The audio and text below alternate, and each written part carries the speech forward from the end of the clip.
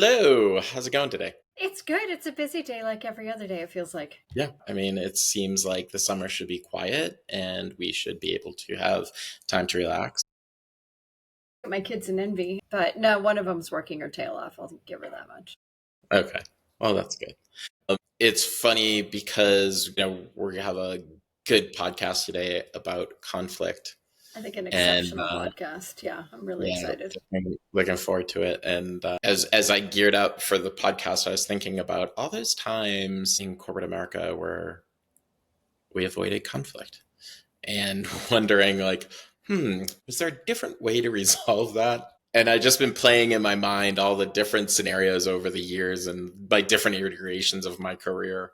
It's been interesting. And not all managers are created equal, right? As you're coming up the ranks, like you see the ones who I would say the ones who I have resonated the most with are the ones who are like, there is no drama. Everybody gets into the same room and we just get down to what's the real issue here. And then there are others who have the best of intentions sometimes, Yeah, but don't want to have those really in-depth conversations. And that's always frustrating. yeah. The best story I always have as a manager. There were two banks merging. When I was in banking, we had Bank A on the right and Bank B on the left, and there were three people just happened to be from both, and the manager was from the bank I worked for, and we were the acquiree. We sat there debating over all these things, and the three managers from either side were arguing and going on, and he remained quiet through the entire thing. And then finally, he's like, "Okay, great, here's the decision." And we're all like, "No, no, no, no!" And he's like, "I've sat here for an hour listening to both sides. I understood everything you said. I'm the leader. Here's the decision. Go execute." And what I always remember about that time is, yeah, right? Like you listened to us, you let us have our say, Right. but you as a leader understood it was your job to make the final call and to own the decision and move forward. And it's always stuck with me. I'm like, that's a good leader, I think. Yeah, it is. And then the other part that I would say to that is not only making the decision, but then having the trust of the people in order to, okay, fall Right. in. Here we go. Right. Here we go. And I would say, like one of my favorite, absolute favorite managers who, when you were sitting with another person in her office, like you were in the hot seat to defend your position, to get to the bottom of what it is. I would follow her to the end of the earth, even though it was a really uncomfortable situation. Period. But I think some of those uncomfortable conversations or situations make us grow. I mean, they always say that if you're not uncomfortable, you're not growing. Absolutely. And I think that's where we get to today's really comfortable conversations about uncomfortable situations with Right. Right. JB, who I am so excited to Yeah. have Yeah. on the call. Yeah. So in this podcast, we've talked a lot about digital transformation. That's what we lean into. That's what we talk about. And we talked on our last podcast about 70% of digital transformations fail because of contributing to leadership. And so what we want to talk about today is that one of the most misunderstood pieces, which is conflict. And I feel like we should have a big, like, when we say conflict, right. But we love our stats here at Business Uncomplicated. And so it wouldn't be a podcast if we didn't throw a whole bunch of stats out that we researched in preparation for this. And so a couple of them is the first one I like is 85% of executives admit to avoiding difficult conversations with their teams. Yeah. And I And not was just with shocked. their teams. I think with their teams and with their colleagues, like period, just avoiding the comfort. That's a huge number. 85% avoid uncomfortable situations at work. Right. So yeah, and again, Harvard Business Review to the same number, 85% experience it, 76% completely avoid it. And they said 49% or half the leaders lack the skill. They just don't have it. Yeah. And that's a big problem. And so what does it kind of all mean for companies? There's a big cost implication. And so 50% of people leave companies because of conflict that they don't want to deal with. And that in the US is attuned to about $1 trillion to US companies. So that's a huge number when you think about it. And we all know the numbers of what it takes to replace an employee, right? Like it's pretty common. But the fact that they're leaving because of this inherent conflict, which potentially could have been resolved, Yeah. is shocking. Yeah. Absolutely. And So we're wondering, like, well, why do leaders get this wrong and why do they struggle? And so some of the things we found was lack of training. So I think that's probably paramount, that we don't spend enough time with leaders having difficult conversations, training on that. Fear of negative outcomes. So fear of what would happen if Of they engage course. in that Nobody conflict. wants to get fired. Yeah. Right. Right. Yeah.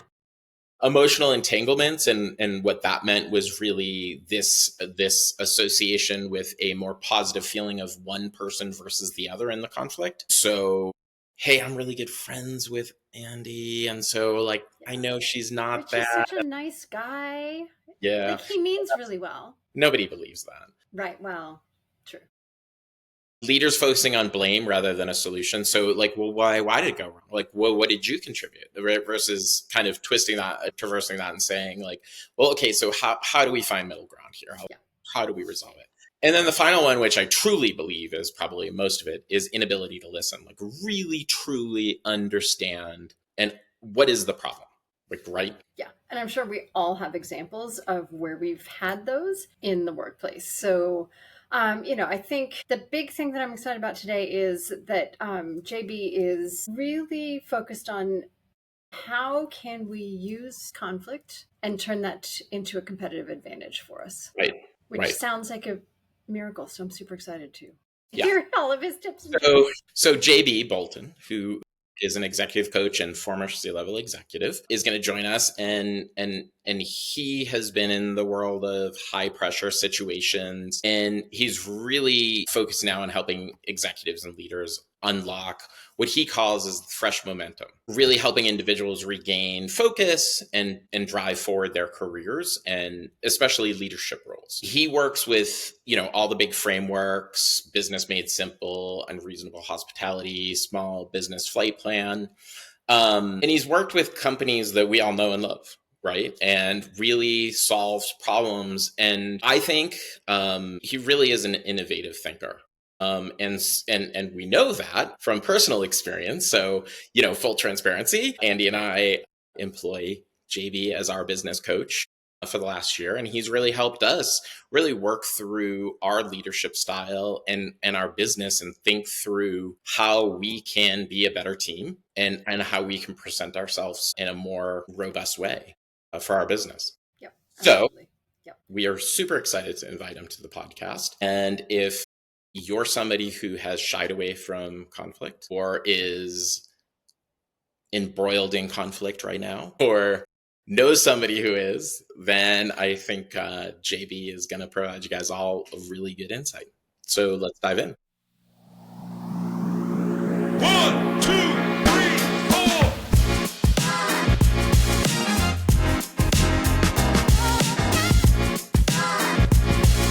Welcome, JB. Hey, thank you. Good to be here. Thanks for having me, Rich and We are Andy. so excited to have you. And we're going to jump straight in. And I've got a question for you because I know you've spent, a little bit of time, 20 years or so, in SaaS and tech leadership in lots of different roles, which I think gives you really interesting opinions on all of this. What's the biggest misconception that you think leaders have about conflict in their organizations? All right. It's a hot topic. Yeah, that's a great question. I will answer it, and then I'm curious for your perspective as well with with the companies and the businesses that you're helping. I think the biggest one is that, and this depends a little bit on your personality, but it's this misconception that a conflict is more of a fire to put out, right? Than fuel for the business. So it's this concept that seeing conflict as a bad thing rather than energy. Okay, so how do you differentiate the two? Because Well, sometimes first of all, sometimes we got fires, right? yeah, absolutely. But there is healthy conflict and there's unhealthy conflict, and Yeah. maybe that's where you're getting the question. But I mean, I think the big reframe is, as we step into that conflict, rather than coming quickly to a conclusion that this is a bad thing, right? The challenge is, the reframe is, oh, hold on a minute. I sense some energy in this room. There's some energy coming into this conversation or on this topic right now. Like, something is afoot. I should be curious about it. Otherwise, my reaction is going to own me, and I'm not going to have as much autonomy in this situation as maybe I would like to. Well, First of so all, what do you think about that? And would you agree or disagree? well, so as always, the way you present it is very open, right? We talk a lot about the open-ended questions. So just the way you said it, I was like, wow, if he had said that in a meeting, it would have led to a really interesting discussion, right? Right. And so I always see it as, and I think it would lead to a healthy discussion, to your Yep. point, right? I always think of it in terms of toxic versus healthy. And the way you've presented it goes healthy. I think when I think about conflict, often it's a result of a toxic work environment. Can And be. Yep. and that could be because people don't know how to resolve conflict. It could be just a real disdain, for lack of a better word, for the each party. Right? They just like, I don't really like the way you operate. I don't like the way you work, and as a result, I'm shutting you down. Mm-hmm. Right? Yep. And I think we've all been in those environments where you're like, oh, yeah, these people can't be in the same room together. So when you talk as you do and how you just presented that, is that how you open the door from I mean, I think it certainly can be. yeah. I love Andy. I love your observation. Like, how do you determine whether this is good conflict or bad conflict, right? And I think there are some tells, especially for us in a professional environment, right? One is healthy conflict looks like we are conflicting around ideas, right? We're conflicting around ideas and outcomes. Unhealthy conflict looks like ego and identity, Mm, right? And so, like a simple way to put this is if is the conflict about the person or is it about the work at hand? If it's about the person, sometimes that can get a little bit challenging. Healthy conflict is going to trade in facts, right? We've got some specific observable information to bring to bear. Unhealthy conflict is going to trade in gossip, rumor, assumptions, right? Stories. When you're conflicting in a healthy way, you leave the room with energy. Damn, that was good. right. Man, I'm glad we pressed into that Even if difficult. it was tough. Yep. Yeah. Yeah. I'm really glad we pressed into that. Man, it felt so important. This topic feels important. Like it's stirring on the right kinds of things. Like this was a debate worth having. This is a problem worth solving, right? An unhealthy conflict, you leave the room feeling the opposite. It's deflated. Yeah. Yeah. You feel discouraged. And I And so love yep. the thought of the assumptions, because there's so many times that we've just got assumptions and we don't have the proper facts and we don't take the time to say, let me make sure I understand this first. What am I missing? Yep. Yeah. Oh, absolutely. Absolutely right. But I think when things get personal, when things get really personal, and we've got identity or ego being involved, then we lose the ability to objectively approach the conversation on the topic the way that we want to do, right? Because all of a sudden, those individuals go into fight or flight mode. They're full defensive, and we're not having a conversation anymore because my identity or my ego is at stake. Like I can't, like that's not going to drive productive outcomes in the workplace setting, depending on kind of the topic at hand. And you'll see this happen because sometimes you'll walk into a room with an executive team, and let's say there's a particular business unit that's underperforming, right? And you have to talk about it because it's impacting the business and the business's ability to reach those goals. And what's interesting is if that leader takes that underperformance personally, such that it is a threat to their identity or their ego, we lose the ability to have good, productive, well, I'm trying this and I'm doing this, and you guys have unrealistic expectations. Now it's all about them instead of, I mean, this is why I love it when leaders bring their own underperformance up. Hey, this is what I'm observing. This is what I think it could be. These are the 4 methods that I'm trying. This is the one that I like the most. I would really value some feedback about this group about how to move forward here. That's a healthy way to embrace the conflict of an unperforming business unit. So, But you bring up personal, and a lot of people take their job very personal, right? yes. They Yes. put a lot into it. And so sometimes, and we all know people who can't accept criticism. If it sounds like criticism or looks like criticism, they react a certain way. We're all human and we have our human emotions. We don't avoid, we don't separate those in work, right? Sure. Sure. Like we don't walk out of work and say, "Oh, I'm a robot," and Severance, right? Is that the way where they bifurcate? Yes. You are. So we're not in Severance yet. So how do you deal with that, right? How do you deal with somebody's personality who is just frankly overly sensitive. Yep. Yeah, great question. So, a couple thoughts. The first is if we already know that this individual has closely tied their personal self worth to their performance at work, we know this is going to be a difficult one to address. So, if this is a relationship that I value tremendously and I already know that's going to be an issue, I'm probably actually going to go to them ahead of the meeting where we're going to address this and let them know what the topic is and how I plan to raise it, right? Because nobody likes surprises. That way they have a little bit more agency in terms of how they want to respond in the setting. Hey, one of the things I want to help our company or help our team discuss in our upcoming team meeting is this topic. Wanted to give you a heads up so you don't feel blindsided by it. And also wanted to take a moment to ask, where are the areas where you feel like you could use the most help and insight, right? Then if I roll into the team meeting, I can say, so one of the things I think that would be important for our business to talk about, and actually Andy and I already had a conversation about it, we are thinking about this area. And I'm curious if we could spend some time coming up with ways where we could support Andy in this area and do a little bit of, IDS, identifying, discussing, and solving these issues, right?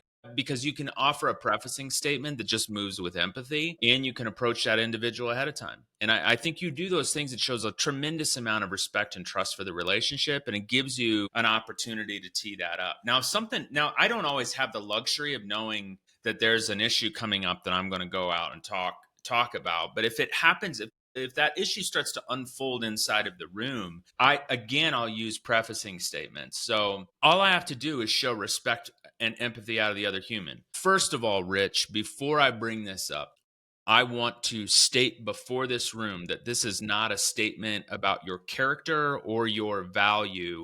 I do tremendously respect and appreciate what you're doing. This is about the topic of us not hitting our marketing initiatives. And what I'm really hoping to do is rally this room around you and also hear some of your thoughts and ideas about what we can do to take this marketing initiative to the next level. Right. So I think if you approach it that way, it helps. Right. And that brings up the topic of when you started the conversation of healthy conflict versus unhealthy conflict. And healthy conflict actually has been proven to improve teams' performance. So when you lay it out the way you did, it really comes about how do we create this new environment to be even more successful? You're right. Yep.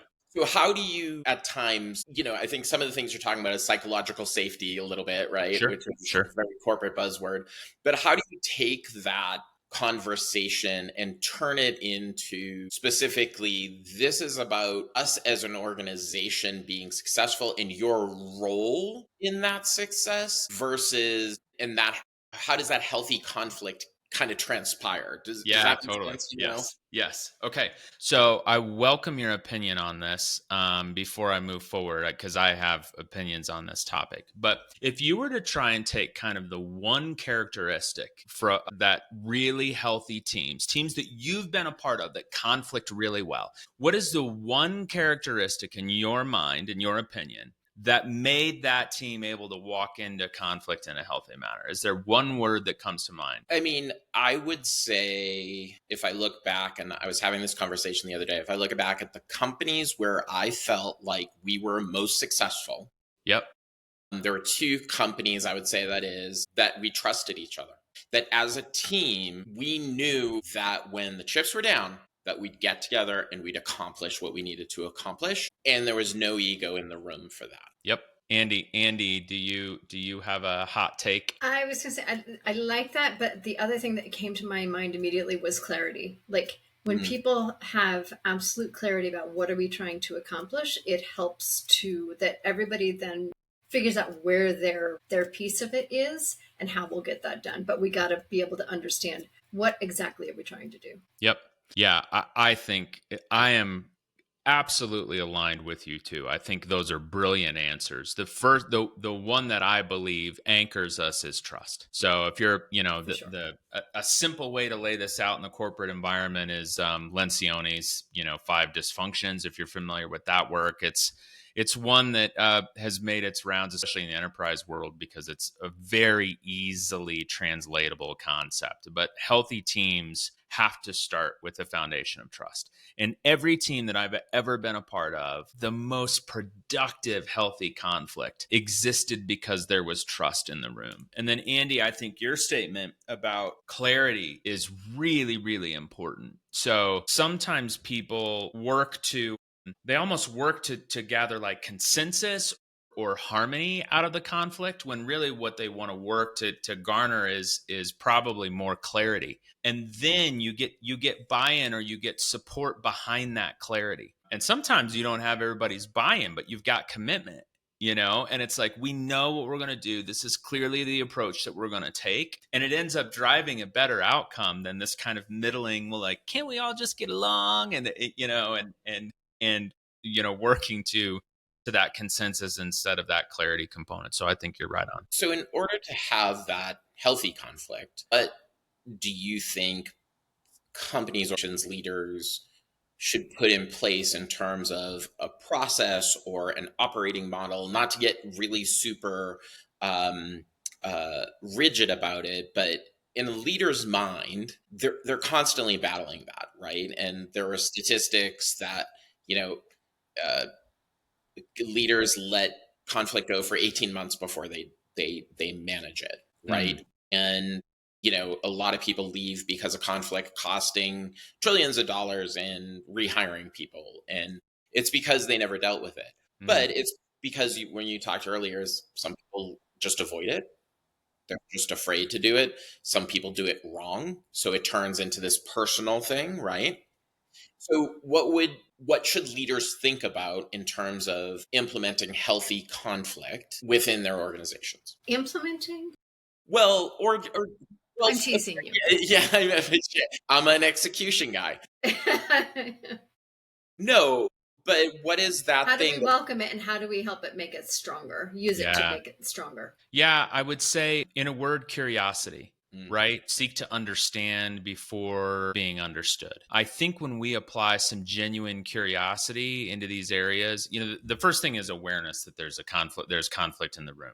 Right? So for me, it's like, I read it as energy. Like, I can tell it. I can tell this person's getting real quiet, or this person's getting real loud, or this person's like, different people have different superpowers in terms of what they sense, but most of us, just because of life experience, are pretty good at sensing conflict in the room. So the first thing to do is just identify, okay, there's energy in the room. And then I think it's pretty empowering to name that there's energy in the room and get curious about it. Hey, I sense, this is interesting. I had someone ask me about this, and I was speaking to the Southern Colorado Women's Chamber of Commerce, and they're like, "How do you approach, like, when we're in an environment and there is like there was a little bit of kind of some political undertones to the way that this individual's question was framed up." And it basically landed on, how do I address this unhealthy energy that is in the executive leadership room? And I think one of the most powerful ways to do that is to name it, to name the energy in the room. Just call it out. I can tell that this is important to a number of people in the room. I sense a tremendous amount of energy. And that makes all of us pay attention. And so I'm curious to learn a little bit more about where this energy is coming from. Why is this a top priority that we need to be focused on? Give us a little bit more kind of context and perspective around kind of that urgency and that energy here, right? And I think just when someone brings something to bear with some energy, right? When the boss is pissed and they walk in and the boss is pissed and they're like, I'm pissed off. I've been patient and I am not getting the results here, folks. If everyone shirks and no one actually rises and matches that energy and says, listen, I'm with you here. It is not okay for you to be pissed alone. Give me a little bit more information on this. I certainly have my own opinion, but I want to hear it in your voice. Well, listen, people aren't taking this seriously enough, because if we don't make a move here, some of our employees are going to lose their jobs, right? Okay. That's something where, like, if my leader doesn't bring that to bear with some energy, and it doesn't get heard and translated effectively, then we lose the opportunity to go fight that battle. And that's a conflict that if I'm going to go to war Right. with my A team around me, that's a conflict that I want to fight because I believe in my business's mission, and I believe in the employees we provide jobs for, and I believe in the customers we serve. How would you coach somebody into that? Because listen, I've been in the room, I've listened to leaders bitch about other leaders. I've been in executive meetings as a chief of staff who's kind of, the guy one Yeah. removed, but kind of in the middle of it. And heard other sides when you're not in the room. And there are some of those leaders who will not walk in that room and say, I'm pissed. Let's talk about it. I feel like everybody plays this political game where you can't be honest, can't be transparent, and you can't be direct. I think, and Andy, I'd like your impression. I think women suffer from that more than men. I think women being direct is viewed negatively. At least that's what I've heard from women, but you tell me. I think it comes down to the first thing that you said, which is all of those behaviors that you're describing are a lack of trust. And I think that from a perspective of, okay, women can't be direct, I think that is a little bit of baloney. If you don't value the people in the room and you don't value their opinions, there is no trust. And so I cannot be true to calling out the emperor has no clothes if Right. that's what needs to be called out. Right. So I think that it's really comes down to that trust. And I think the trust comes when people honor, their commitments to each other, and we all can see that we're working toward a specific goal. So to that being said, JB, if you were to coach somebody and let's say you were brought in to coach a leadership team, hey, we're not gelling. Let's say, Andy and I we're not gelling. What's going on? Would you identify that and say, guys, before we even fix what's wrong, you even trust each other? Do you even believe that the other has each other's back? Where would you start that conversation? Because to Andy's point is, if you don't have trust, then I'm never going to be conflicting, or the conflict is just always going to be toxic. Yep. Yeah, it won't deliver the outcome. You won't deliver the outcome. Plus, you don't get to show up, and they don't get to show up as their best selves. I mean, so it's hindering the outcomes that you're delivering anyway, right? So listen, this is absolutely a separate podcast conversation around trust. It's really, really powerful and important topic. I'll give you a couple quick tips that have really helped me. One is there is a fantastic book called it's by Covey called The Speed of Trust. And there are some assessments inside this book. It's one of those books that is just like fundamental wisdom that you're like, oh yeah, this is really good, like just human wisdom around trust. And it's got great stories and anecdotes anyway. Just because obviously the Covey name is synonymous with leadership, and there's just I highly recommend it. There's actually an assessment inside of that book that I have used before with leadership teams to assess trust levels, and there's kind of a map or a path forward in terms of building trust there. A lighter weight read on the topic would be something like Lencioni's 5 Dysfunctions, right? And there's a very simple, from the simplest way to begin to build trust is to be yourself vulnerable. And so sometimes when a team is forming very early, one of the first thing that you can walk through is a vulnerability exercise. An interesting way to do that is to just have everyone tell a little bit of their life story ahead of joining your company in that role. Right. And you give them, maybe you space it out and you give them these little segments to talk about. And you will hear some profound human stories about the people in the room that humanizes everybody there. And then you yourself will share some as well. And as we are vulnerable, we invite others to be able to hold that information. It's a tricky one, but if there's no vulnerability, right? If we are all wearing the mask and all playing the game and all checking the boxes, and this is a big, nasty political environment, good luck, man. I mean, I've seen it before, and I've seen professionals and teams that choose to live and exist in that environment, and they're nowhere near as successful or productive or happy as they can be. I refuse to remain in a situation like that. I will agitate it. I will start squawking, and then I will either be promoted or dismissed quickly. Right.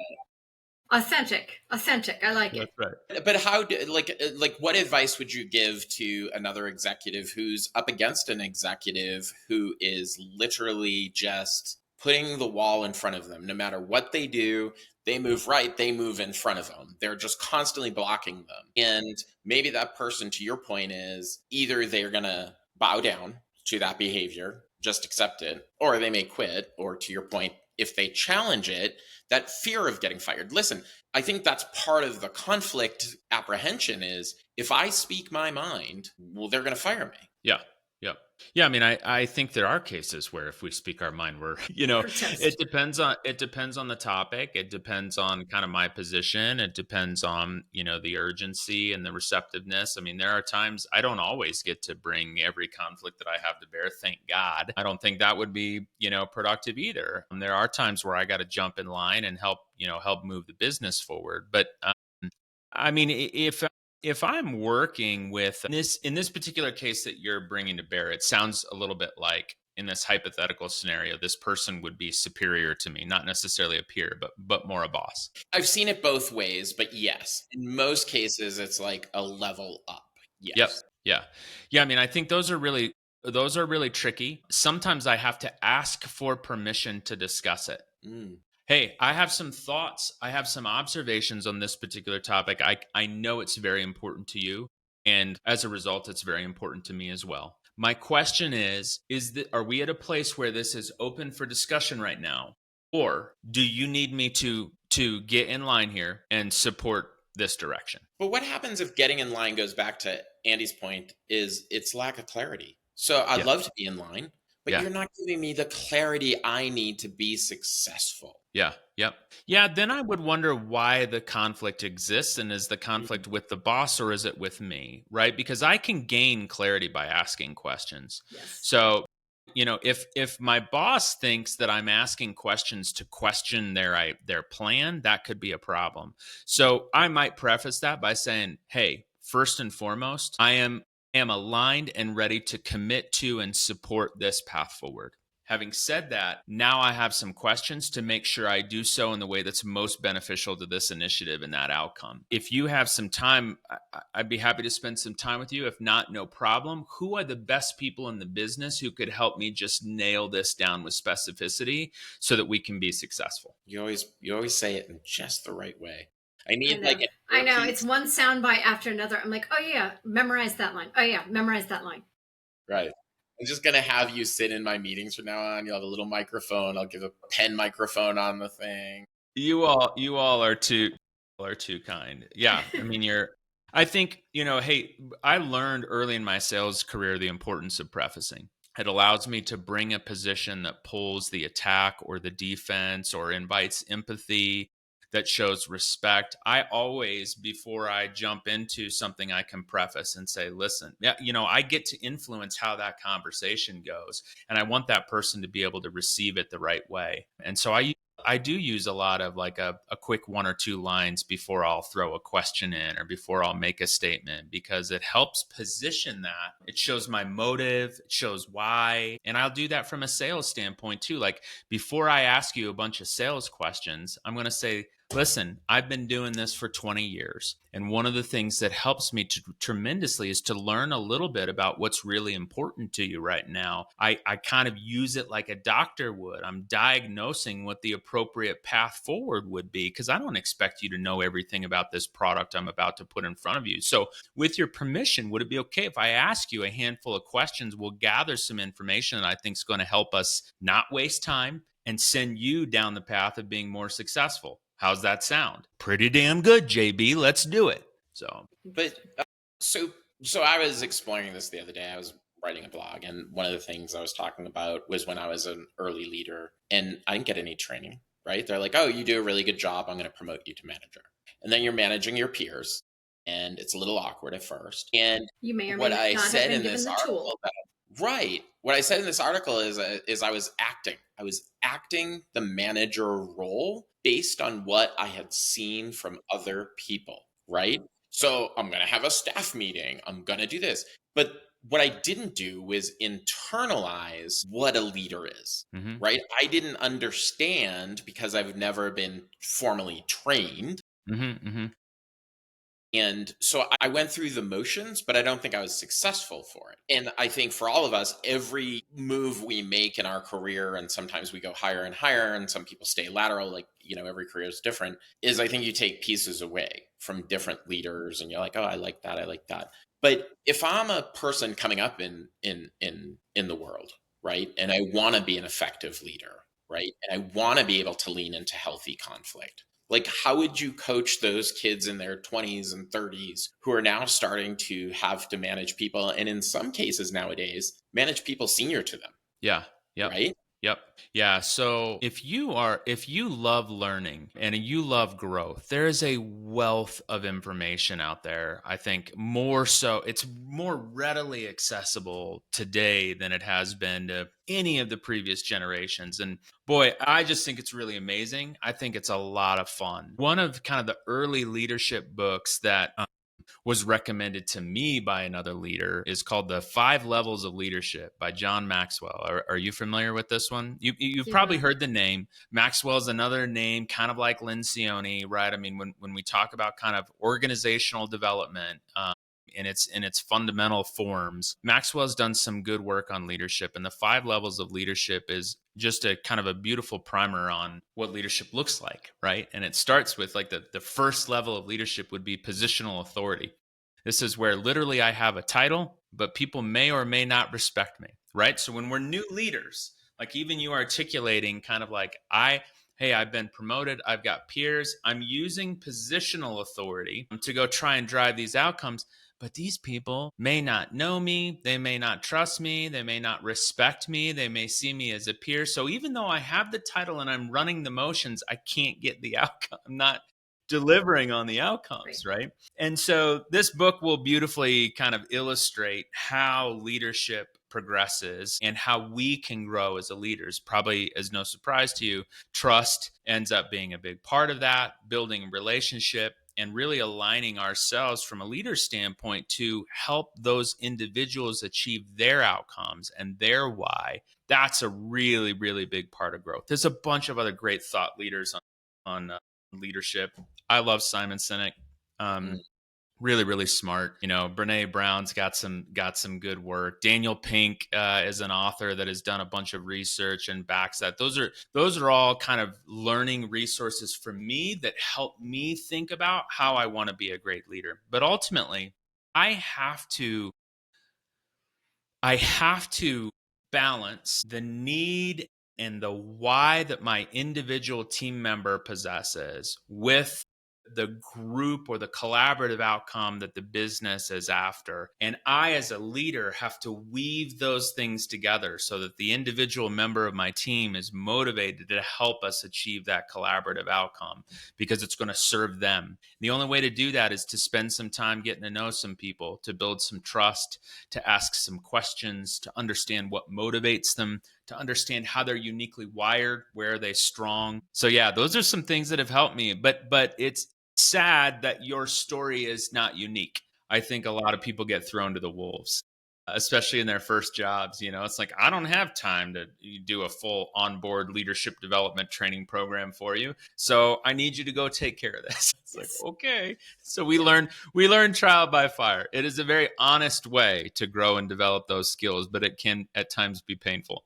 Very painful. JB, I'm wondering, as people are listening to this, if they have one takeaway about managing conflict, what is it? Yeah, so I think the first one is probably what we led with. So as soon as you sense the conflict, rename it energy and get curious. There's energy here. Get curious about it, right? Because if you can diagnose it, it's going to help you know how to show up. Use anytime the word conflict shows up, change the word out for energy. See if that helps you, if that gives you personal permission to get curious about it instead of engaging or reacting to it without thinking. Right. And that's tough because a conflict, especially depending on the severity of the conflict, it can warrant very fast behavioral reactions. like conditioned psychological reactions, as opposed to kind of that pause or that deep breath and that curiosity. So, but if you can sense the conflict coming on, literally in your mind say, here, high conflict, my old friend. I'm going to rename you energy. Where is this? Why is there energy around this right now? Let me get really curious. Let me get empathetic. Right. And I Yeah, think, I like that framing of energy. It seems it seems a little disarming. Yeah, it's not threatening. Yeah. And it's very focused on, okay, let's get deep here. Like give me the facts as you see them. And they may be different facts coming from different locations. yep. Yeah. Typically, conflict itself is not the threat. It's unskilled conflicting that becomes the threat. The conflict itself tends to not be as threatening, especially if you can approach it with some health. It can be addressed, resolved, named. You can move forward with it. It can strengthen teams and build trust, right? But it's the unskilled conflicting, especially when ego and identity start to get involved and there's a lack of trust. That's kind of a recipe for disaster. I So love I think unskilled that's a big one. conflicting. Say that again. I love the unskilled conflicting. I just Yeah. Yeah. It's probably 90% of corporate America is unskilled. Yeah, Well, totally. and it's either let's ignore it or that's how that person is, but it's just not dealing with it. And I think so many times Rich and I talk about this on a regular basis. We just see leaders not dealing with it, and it is in the C levels with peers where we're just not dealing with it. We are choosing to ignore it, and that leads to where we have no clarity because everybody's just going into their silo saying, here's what we're doing. Yeah. And Okay, We so choose against that conversation. so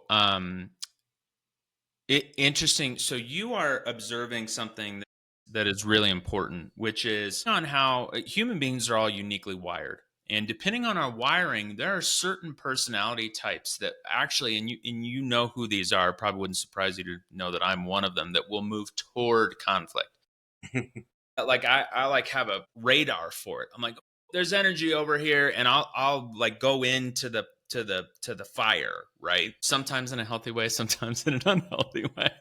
I've had to develop skills, to get better and better at this. I And just have then this image of like Tom Cruise running to the bomb, right? there you go. There you go. Yeah. I'm glad that you see me as Tom Cruise. Probably the I older was going to Tom say Cruise. Mission Impossible. I like it. Yeah, I mean, probably older Tom Cruise. I still do my own stunts, folks. I still do. Exactly. And then there are people who are wired in the opposite way. Yes. They will retreat from the conflict. There's not a right or a wrong way. It just has to do with human beings' kind of unique wiring, the way that they handle those situations. And so there's some different tactics that we use with professionals who disengage conflict. So if you've got somebody who's really smart and they're very trusted, and you're in there and you're conflicting with the team and you see this person withdraw, right? There's a different tactic that we have to use to engage them. It tends to be, they may not, depending on the personality, engage in as healthy ways publicly as they will privately. And then we have to be really careful with an invitation to engage. And it needs to be a safe invitation that's built on trust, right? But it sounds something like, hey, I think this is an important topic, and I believe your voice and perspective are tremendously valuable. I noticed, you got a little quiet in that meeting, so I wanted to personally reach out, let you know that I trust and respect you. And, I'm worried I'm missing something. Walk me through your take on this topic, right? And it's tough because you have to invite those people in to engage. And if you're in a room with a combination of the two, it can get a little bit tricky if you don't have great facilitators. If there's not a great facilitator in your executive leadership team, what'll happen is people like me who are really loud and run to the conflict will absolutely dominate the room. And it'll be 2 or 3 people barking back and forth at each other while everybody else listens. And that is not going to drive, a healthy outcome. Well, and I mean, I always assume, and it's a wrong assumption, is that people are going to respect people based on their position. So, for instance, if you're the CFO and you're the CTO, listen, you have a perspective about our business based on what you have to accomplish. I have a perspective on my business. So how do we work through that together? And what I've found so often, as Andy pointed out, is Doesn't matter. And I was like, in kind of going back to your curiosity statement is, and vulnerability is, there's a sense where I'm going to walk in and say, I am not the chief financial officer, so I do not understand the numbers. But I'm going to respect the fact if you tell me that our budgets are off and I need to adjust, that I need to do that. Versus what I see a lot is ignoring, I don't care. It's my way. I'm going to do it this way. And what conflict for me, uh, it was frustrating for me is it doesn't stay there. It filters down throughout the organization. Yep. And the conflict between the executive leadership creates more work for their directs and their directs because they're trying to manage around it all, right? We're not going to solve it. We're not going to get involved in this conflict. Yeah. But we know we have this outcome. And so very often I see senior leaders or directors working together saying, hey, we got to do this, and trying to figure out how to message very differently the same thing to the leaders because Barbara wants to hear it this way, and Sally wants to hear it that way, and John wants to hear it that way. And you're like, this is insane. We are wasting so much time because are not talking level that allows us to be successful. Yeah, I mean, what I hear in that, Rich, what I hear in that story is a lack of belief, right? And so if we have executive leaders that drive ultimatums without context and without tying them to the why and says, go do this, your job's at stake. Then you have people who feel threatened from a position of unhealth, moving forward an initiative that they don't believe in. And if you think that VP is going to be able to communicate to their directors and their managers why we're doing that effectively such that you get the buy-in required to deliver a successful outcome, you've got another thing coming. In fact, what will happen is the whole team will be like, including the VP probably, will be like, well, this is this year's flavor of the month. All I got to do is endure the firefight until people give up. And then and they will, and the team will give up. They'll be like, yep, why can't I get, and so you have, I mean, this is absolutely indicative of a leadership failure when we don't gain buy-in, have that trust, connect our initiatives to why. And like, if I'm not asking for the feedback from my executive leadership team before I, draw my initiative, I can't galvanize the team to move the team forward. And I have seen this happen. It's too bad. Yeah, it is. It is. Well, we could probably go on for the next 6 hours about this topic. Yes. And you've already teed up part two for trust. So now we absolutely have to have you back to talk all about trust. But before we go, complete transparency. Obviously, you're our business coach. We talk about that in the intro, and we've learned so much from you. How do people find you? Yeah, I appreciate that. Your support and help navigating conflict and trust and yeah. Thank you. By the way, it is an honor to work with you both, and I have a tremendous amount of respect and appreciation for you both, and I am proud to have earned your trust. So, it makes me excited about our future conversations. Yeah, if you or your team need help with this, you can find me at boltonco.net. Or my new favorite thing is, because I'm trying to gauge, am I doing a good job as I build my business? I'm starting to ask different AI models whether or not JB Bolton would be a good executive coach. Right? Because I'm like, might as well see what, ChatGPT has to say about this, because that's probably how we're going to be Googling everything here in the future. So fair. You can find me at boltonco.net. You can connect with me on LinkedIn. I think I'm the only JB Bolton on LinkedIn. And happy to make the connection. Thanks for having me, Rich. Everybody should connect. Very useful. Yes, 100%. You need this man in your life. Yeah. Thank you so much. We really appreciate you coming on, and we will be talking soon. All right. Thank you. Thanks, JB. Well, that was a good conversation. I love JB. Well, period. It was expected, right? How well he articulates it. I really, really just think out of everybody I've ever met in my career, he just says things so simply, so directly that you just are like, yeah, that makes sense. We talked about building trust, and I think he has such a way of putting you at ease and really focusing on what's important in the conversation that immediately helps you to build that trust. So I'm always thinking, how can I be like JB? What Right. would JB do?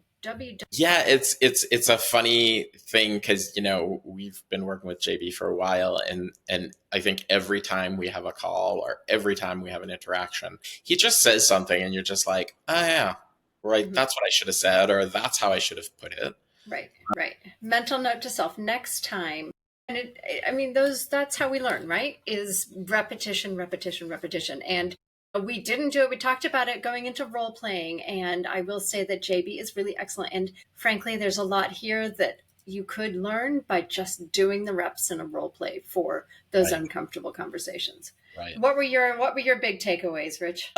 So I love, because I think it's important, the vulnerability and authentic leadership. I think that if you're gonna be successful in life, that you really have to show who you are. And I think conflict and tough situations is really a true testament to who you are at your core. So I loved that.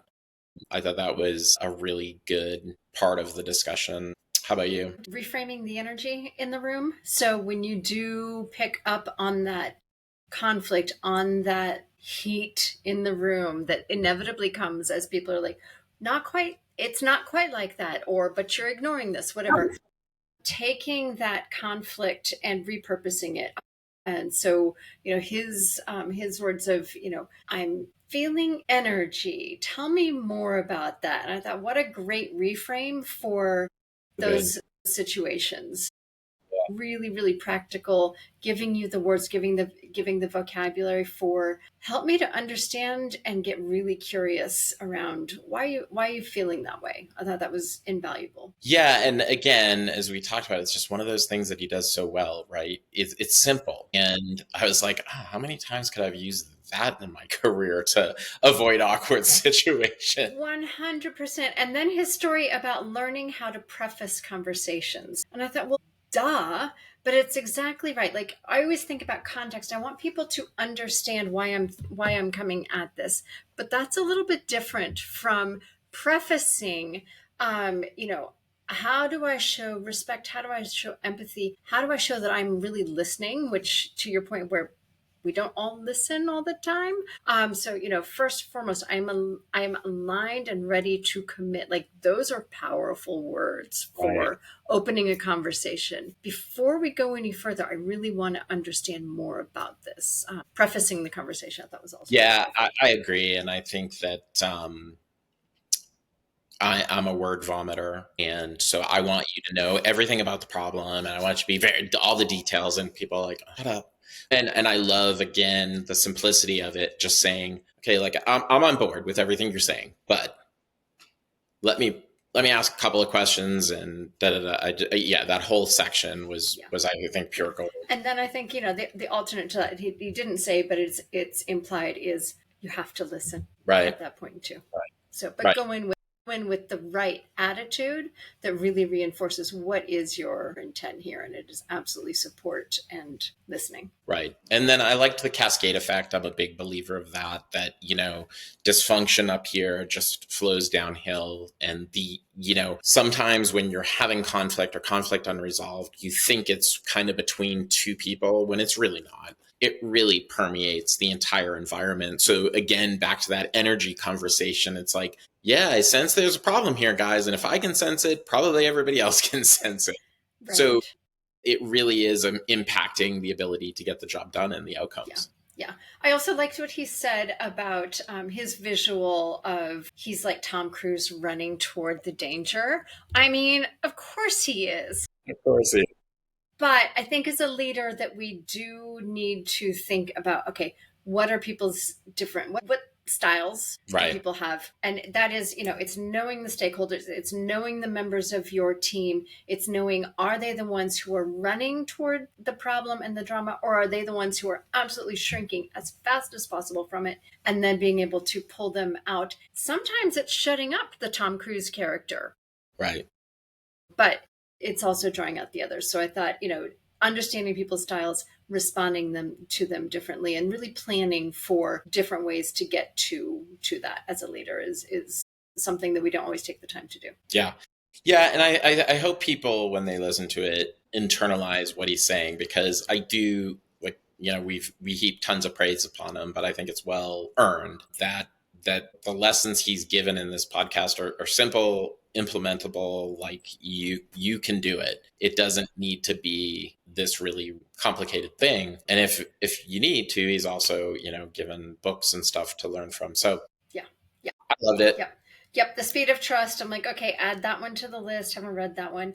And I think, his final, like, unskilled conflicting. I'm like, oh, you mean everybody else with it across their forehead? Unskilled conflicting. It's not the conflict, it's the unskilled conflicting. So I think he gave really, really practical Yeah. how Yeah. to's in order to build all of our skill levels in that area. Yeah. Yeah. Well, next time we're working on part 2 of the 6 phases of leadership transformation. Yeah, lots of leadership right now before we move into data and some of the other things that really affect transformations. Leadership is a great place to start, and always a good reminder of some of the things that can really help transformations succeed. Right. Cool. Well, until next time, we'll talk to you guys soon. Bye.